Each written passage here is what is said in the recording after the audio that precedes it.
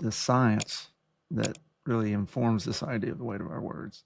Because I think there's some interesting things that are out there, and one study in particular that historically is fascinating, that kind of covers this, and perhaps, and that I think is probably the most famous, or infamous, notorious, whatever we might say, but it came from Dr. Stanley Milgram, and he was at Yale back in the 50s and 60s. And so in 1963, he did this study.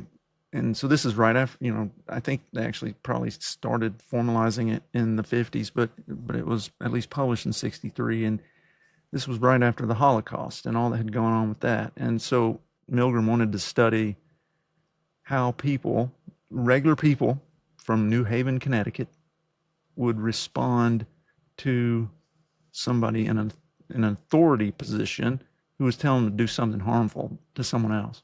And so he created this experiment. There were 3 people in each iteration. One person's dressed in a white coat, is the scientist or experimenter. They've got a clipboard. The second person is an actor who is pretending to be the subject of the research. And the third person is actually the person being studied. They don't know that. And they're the teacher. And so the teacher sits in one little room, adjoined through a doorway to the other room where the actor student is located. And the teacher will ask a given question. And for those who've ever seen Ghostbusters, the original movie, Peter Venkman, Bill Murray's character, does this at the beginning of the movie, where they ask a question and they shock the person if they get the wrong answer. And so what they were doing with Milgram's study was he would ask them a question, the actor would give the wrong answer, and they would shock the actor. And then the person who's the teacher was then told to turn up the voltage. Every time they got an incorrect answer, turn up the voltage. And on this box, they had written things from minor shock, and it went from 15 volts up to 450 volts on the little box. And it said things like, painful, life-threatening. At the very end, it's like extremely dangerous or something like that. At no point was the guy actually getting shocked in the other room, but the person didn't know that.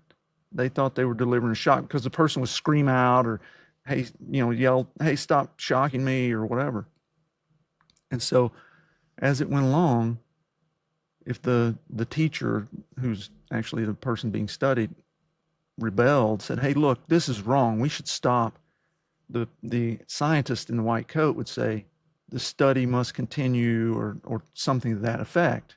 And so it turned out that these regular people from off the street, a significant amount of them, 26 out of 40, so that's 2/3 basically, ended up giving what they thought was 450 volts to this person, even after the learner had stopped screaming, was making no noise in the other room.